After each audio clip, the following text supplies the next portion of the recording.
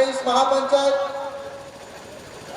महापंचायत जो मिशन 2023 पहले भी कहा है कि तू इधर उधर की बात न कर, बस बताइए कि काफिला कहाँ डूबा है। तो हमारा फोकस और हमारा लक्ष्य नया युवा नेतृत्व देना है। क्या आप लोग तैयार हो? यार भूख मेरे को भी लगी है, लेकिन कम से कम शिवराज सिंह चौहान सरकार तक आपकी आवाज जाना चाहिए, क्योंकि 8 महीने बाद फिर आपकी सरकार बनने वाली है। क्या आप लोग तैयार हो? आज इस मंच के माध्यम से हमने प्रदेश के लाखों बेरोजगार युवाओं के लिए मध्य प्रदेश सरकार से मांग करी है कि विधानसभा चुनाव से पहले युवाओं को रोजगार और उनके लिए 1 लाख के पदों की भर्ती करे, अन्यथा ये युवा बगावत करके शिवराज सरकार की रवानगी करेगा। इस आगामी 2023 विधानसभा चुनाव से पहले मध्य प्रदेश सरकार 5वीं अनुसूची के प्रावधानों को रेगुलेशन बनाकर लागू करे। मध्य प्रदेश सरकार एक पैसा मोबाइलाइजर बेचारे 4 घंटे से भूखे प्यासे बैठे, इनके लिए नियम जारी करे और इनके लिए रेगुलेशन बनाए। मध्य प्रदेश सरकार आंगनबाड़ी कार्यकर्ता पिछले कई वर्षों से मानदेय बढ़ाने के लिए 5,000 10,000 से ज्यादा उनकी जो मांग है बढ़ाने के लिए कई वर्षों से आंदोलन कर रही है। और जब भोपाल जाती तो शिवराज सरकार उनके ऊपर डंडे बरसाती। भोपाल बेरोजगार युवा हक मांगने जाते तो शिवराज सरकार उनके ऊपर डंडे बरसाते हैं। ओपीएस की मांग को लेकर हमारे कर्मचारी वर्ग भोपाल जाते तो उनके ऊपर डंडे बरसाती है। आज मध्यम क्लास के व्यापारी हो, चाहे हमारे सभी समाज के हमारे गरीब लोग हो, आज सरकार से जब मांग करते अपना अधिकार मांगते हैं तो सरकार उनके ऊपर फर्जी केस दायर करती है, उनके ऊपर डंडे बरसाती है। ऐसी सरकार का स्थायी इलाज करना आप सब युवाओं को 2023 में ये मिशन युवा नेतृत्व का नारा है। मेरे भाई, समाज जोड़ो अभियान के माध्यम से इस महापंचायत में हमने सर्व जाति, सर्व धर्म, सर्व समुदाय की भावना के साथ सबको सम्मान देते हुए मैं आप सभी युवाओं से, सभी समाज से, सभी धर्म के युवाओं से मैं कहना चाहता हूँ कि हम किसी धर्म और जाति के खिलाफ नहीं है। हम गरीब व्यक्ति, चाहे सामान्य वर्ग का हो, चाहे पिछड़े वर्ग का हो, चाहे अनुसूचित जाति वर्ग का हो, चाहे आदिवासी समाज का हो, हम सबके साथ मिलकर उनकी लड़ाई लड़ने के लिए तैयार है। मेरे भाइयों, कि आजादी के अमृत काल के इस अमृत महोत्सव में अमृत के छींटे सिर्फ अडानी और अंबानी के मुंह में गिर रहे हैं। मेरे गरीब परेशान है, बेरोजगार परेशान है, मध्यम क्लास का व्यापारी परेशान है। आज हमारे हर समाज इस सरकार से, भारतीय जनता पार्टी सरकार से परेशान है। आज मोदी और अडानी अंबानी मिलकर हमारे देश की राष्ट्रीय संपत्तियों का इन्होंने प्राइवेटाइजेशन कर दिया है।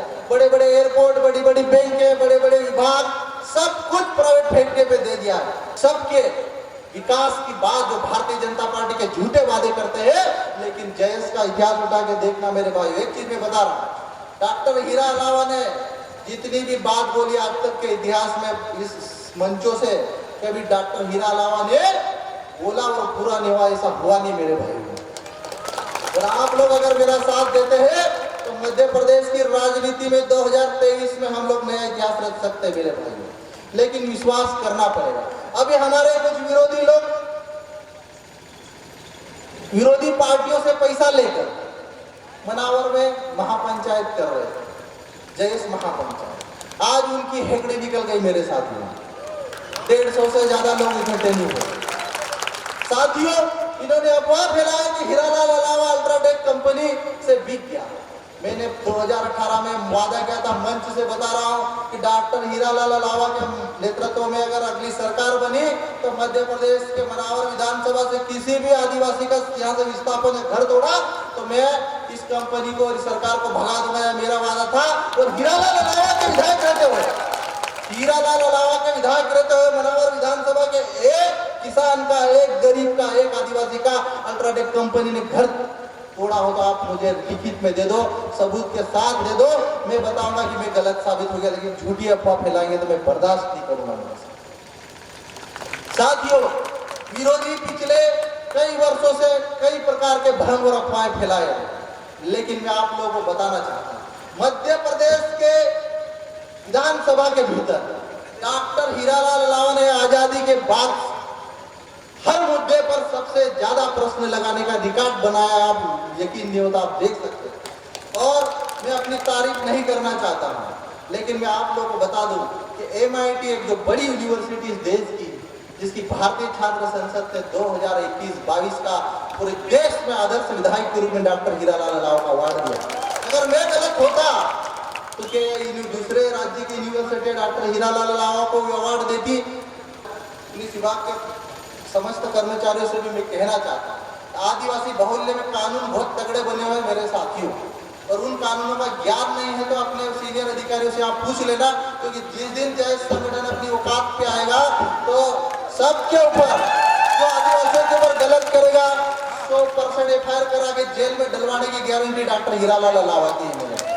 मैं जयेश के माध्यम से यह भी कहना चाहता हूँ कि जयेश के नाम से कई प्रदेश फर्जी प्रदेश अध्यक्ष बने हुए, किसी भी जाति धर्म के खिलाफ उठपटांग अनाप शनाप लिखते रहते हैं, लेकिन जो भी उठपटांग लिखे, अभद्र भाषा का प्रयोग करे, गाली गलौज करे, उन ऐसे फर्जी लोगों के खिलाफ आप लोग ने, हमारे जयेश संगठन के पदाधिकारी FIR दर्ज करा के इनको जेल में डलवाएंगे। हमें सर्व धर्म, सर्व जाति, सर्व वर्ग, सर्व युवाओं को लेकर चलने वाली सरकार चाहिए, और जयेश के नेतृत्व में अगर आप लोग नई सरकार मध्य प्रदेश में बनाते हो तो इस बात का मैं वादा करता हूँ, आपसे किया एक वादा मैं पूरा करके दिखाऊंगा, अन्यथा नहीं कर पाते राजनीति छोड़ दूंगा। ये मैं आप लोगों से इस बात का भरोसा देता हूं।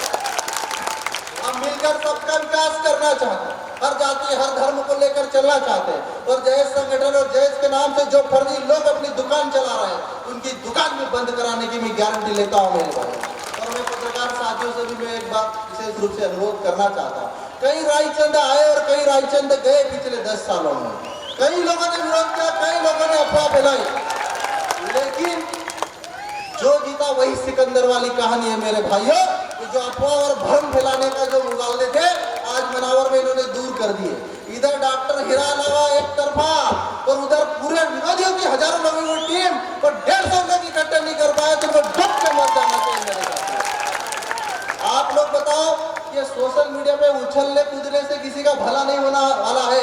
आपको विधानसभा के भीतर घुसना पड़ेगा, विधायक बनकर आपको लोकसभा के भीतर जाना पड़ेगा, तब ये व्यवस्था आपकी बात सुनती और मानती है। ये बाहर कितना भी उछलो कूदलो किसी को कोई फर्क नहीं पड़ता है। जंगल में नाचा मोर देखा किसने वाला कार्यक्रम चलता है, और जो दिखता है वही बिकता वाला कार्यक्रम होता है मेरे साथियों।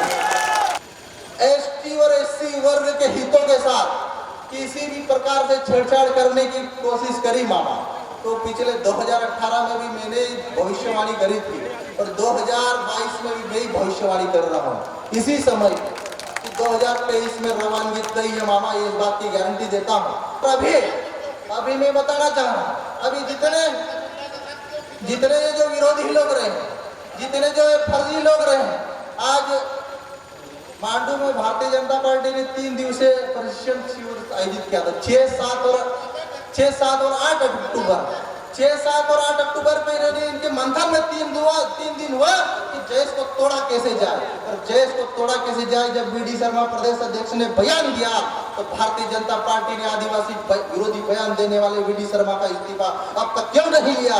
क्योंकि जब इनकी सोच है आदिवासियों की विरोधी, जबकि जयेश युवा संविधान की बात करता है, जयेश युवा इस संविधान के दायरे के अंदर रह के बात करता है, जयेश युवा 5वीं अनुसूची और पेशा कानून की बात करता है। और जब शिवराज सिंह चौहान सरकार आदिवासियों की इतनी हितैषी है, तो 5वीं अनुसूची की बात करने वाले युवाओं को आपको सम्मान देना चाहिए, न कि उनको समाज विरोधी घोषित करना चाहिए। और ऐसी सोच रखने वाले BD शर्मा को तत्काल इस्तीफा ले लेना चाहिए, और नहीं लिया तो हम तो विरोध करेंगे मेरे भाइयों। हमारा कोई रिश्तेदार नहीं है BD शर्मा। इस लोकतंत्र में हर युवा, हर नागरिक ताकतवर है, और अपनी ताकत का पूरी इस्तेमाल इस हम 2023 के महाकुंभ में करने जा रहे हैं मेरे भाई।